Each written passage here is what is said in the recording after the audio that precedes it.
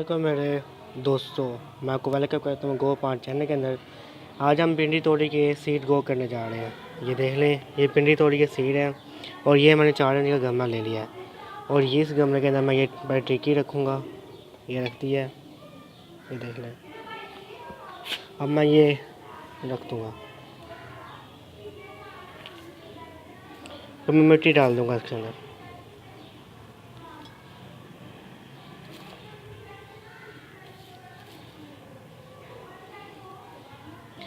ये मिट्टी हमने डाल दी है, ये देख लें आप पोर्ट के अंदर, देख लें। अब हम ये सीड लेंगे, ये 8 सीड हैं और इन 8 सीडों को हम इस तरह सीड करेंगे, देख लें।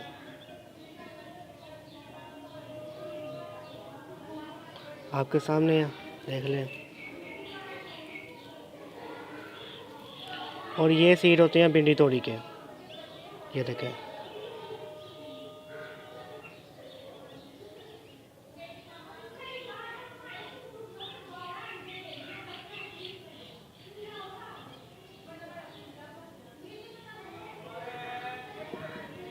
ये लो, ये आप 6 हैं, देख सकते हैं आप, ये ऐसे लगेंगी।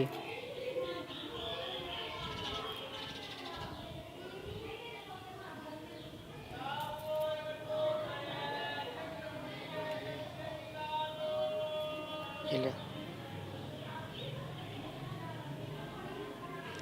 और ये डेट है इसकी, ये देख लें। 15 तारीख चौथा महीना 2019।